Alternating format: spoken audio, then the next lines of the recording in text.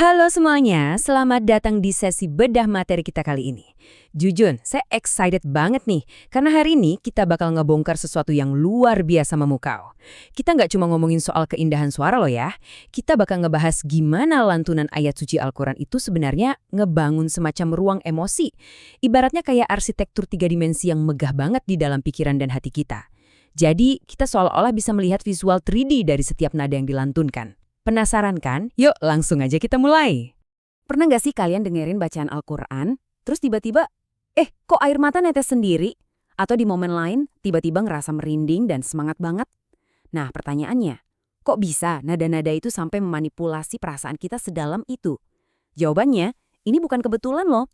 Reaksi emosional yang mendalam yang kita rasain ini sebenarnya didorong oleh sebuah psikologi musikal yang udah dirancang dengan sangat sengaja dan terstruktur. Nah, kunci dari psikologi musikal tersebut ada pada satu istilah teknis ini, makam.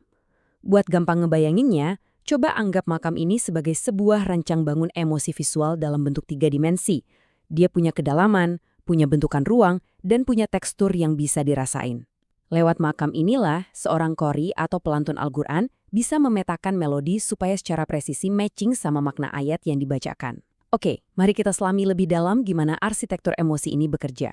Ini dia peta perjalanan kita hari ini. Kita bakal ngelewatin 6 zona utama, mulai dari seni emosi dalam tilawah, ketenangan dan rapatan jiwa, nuansa sakral dan dramatis, ketegasan dan kabar gembira, bisikan doa intim, sampai akhirnya kita rangkum di harmoni nada dan makna. Bagian pertama, ketenangan dan ratapan jiwa. Di sini, kita akan membedah zona awal yaitu bayati dan syobah. Coba bayangin kalian baru aja duduk, terus tiba-tiba ada sosok guru yang bijak banget nyapa kalian dengan hangat. Nah, atmosfer itulah yang paling pas buat ngegambarin makom yang pertama ini, bayati. Karakter utamanya tuh sangat ramah, bersahaja, dan menyejukkan. Ibarat masuk ke ruangan 3D yang warnanya warm dan bikin kita langsung merasa dirangkul. Secara praktisnya, bayati ini emang bertugas buat nenangin jiwa dan ngebuka konsentrasi pendengar. Ini tuh semacam ruang penerimaan. Makanya, qori hampir selalu pakai bayati di pembukaan tilawah atau pas ngebacain ayat-ayat tentang rahmat Allah dan kisah-kisah para nabi. Nada ini seolah-olah ngomong ke kita, tenanglah, mari kita dengerin sama-sama. Tapi, dari ruang yang tenang tadi, suasananya bisa langsung berubah drastis. Bayangin visual 3D ruangannya tiba-tiba meredup dan dipenuhi bayangan yang sendu. Inilah makom syoba. Analoginya tuh benar-benar menyayat hati, tangisan seorang hamba yang bertobat. Nada ini langsung ngebawa kita jatuh ke rasa penyesalan yang paling dalam. Syoba ini emang secara khusus dirancang buat menggugah tangis dan numbuhin rasa takut yang spiritual. Jadi pas baca ayat-ayat tentang azab, kematian, kengerian kiamat, atau penyesalan manusia, seorang master qori bakal secara otomatis pindah ke makam syoba. Efek psikologisnya luar biasa kuat, kita kayak dipaksa buat berefleksi dan menghidupkan kembali nurani kita. Lanjut ke bagian kedua, nuansa sakral dan dramatis. Kita beralih ke lanskap emosi berikutnya, yaitu Hijaz dan Nahawan. Coba ingat-ingat lagi deh sensasi pas kalian dengar gema azan yang mengalun dari Mekah atau Madinah. Sangat agung, hikmat, dan megah bukan? Nah, itulah identitas dari makam Hijaz. Melodi ini kental banget sama nuansa spiritual Timur Tengah yang sakral. Yang bikin merinding dari Hijaz ini adalah kemampuannya ngangkat level spiritualitas kita seketika.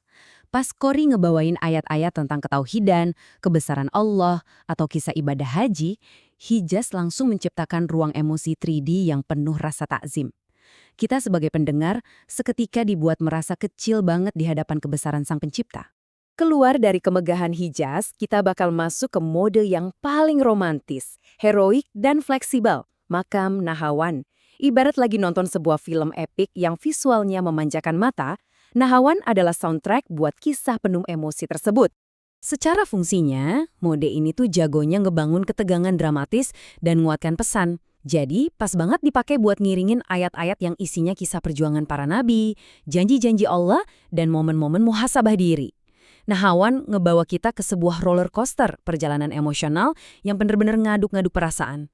Bagian ketiga, ketegasan dan kabar gembira. Mari kita bahas ras dan jair haka.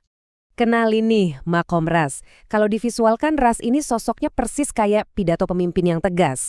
Karakternya itu maskulin banget, stabil, berwibawa, dan super optimis. Jadi kalau ayat yang dibaca tuh berisi tentang hukum, perintah tegas, atau pondasi akidah, Ras ngasih kesan kuat dan meyakinkan yang absolut. Nggak ada celah buat dibantah deh pokoknya. Nah, di titik ini kita bisa ngelihat kontras yang luar biasa tajam. Di satu sisi, kita punya Syobah yang berat, gelap, dan penuh duka buat ngiringin ayat-ayat azab. Tapi di ujung spektrum lainnya, kita punya Jaharkah yang terang benderang, ceria dan penuh harapan untuk ayat tentang nikmat surga dan kemenangan. Coba deh bandingin visual tiga dimensinya. Yang satu kayak ruang bawah tanah yang gelap gulita, sementara yang satunya lagi kayak taman indah yang full color disinari matahari pagi. Yap, Jiharkah itu representasi paling pas buat kabar gembira. Melodinya tuh manis, ringan, dan bercahaya. Kalau ayatnya berbicara soal rasa syukur atau euforia kemenangan, Jiharkah ini bakal langsung menghidupkan suasana dan nyuntikin energi optimis yang luar biasa ke siapapun yang mendengarnya. Bagian keempat, bisikan doa intim. Sekarang kita pelankan temponya dan melangkah masuk ke zona yang paling personal. Disinilah kita ketemu sama Maqam Sikah. Karakter melodi ini dalam banget, lembut, dan rasanya tuh seolah langsung ngetuk pintu hati kalian yang paling rahasia. Analoginya adalah bisikan doa di sepertiga malam. Sikah ini sempurna banget dipakai buat ayat-ayat munajat, zikir, dan penyerahan diri total ke Sang Pencipta. Dia ngebangun sebuah ruang spiritual yang sangat privat cuma antara hamba dan Tuhannya. Oh ya, sebagai pelengkap dari 7 makam utama tadi, seorang kore profesional juga punya senjata rahasia loh, berupa makam tambahan loh. Ada chord buat momen reflektif yang tenang dan melankolis, terus ada ajam buat ngasih kesan seremonial yang mewah dan penuh kemenangan. Dan satu lagi, Saba Zamzam, yang intensitas kesedihannya itu jauh lebih tajam dan menyayat dibanding Shoba biasa. Akhirnya kita sampai di bagian kelima, harmoni nada dan makna sebagai rangkuman dari perjalanan emosi kita. Jadi, poin krusial yang bisa kita tarik dari semua ini adalah seorang master pelantun Al-Quran itu sebenarnya nggak sekedar lagi bernyanyi, mereka adalah arsitek emosi. Mereka dengan dinamis memindahkan kita, pendengarnya, dari kehangatan ruang bayati, dijatuhkan ke ratapan Shoba, lalu tiba-tiba diangkat ke agungan struktur Hijaz atau dikasih harapan cerah lewat Jiharkah. Dan semua perpindahan ruang visual emosi 3D itu disesuaikan dengan presisi luar biasa terhadap teks ayatnya. Inilah skill tingkat tinggi yang benar-benar bikin sebuah bacaan terasa hidup. Sebagai penutup bedah materi kita kali ini, ingatlah bahwa penguasaan makom nilah yang meniupkan jiwa ke dalam setiap lantunan. Seni tilawah itu nggak cuma soal suara yang indah di kuping, tapi punya kekuatan retoris dan spiritual yang nembus langsung ke dalam hati. Nah, setelah kalian memahami gimana kerennya arsitektur emosi 3D ini, pertanyaan saya buat kalian. Lain kali kalian mendengarkan lantunan Al-Quran, seberapa berbedakah kalian akan meresapi dan mendengarkan maknanya? Terima kasih udah bergabung dan selamat menikmati keindahan emosi dalam ayat suci dengan telinga, hati, dan dimensi yang baru.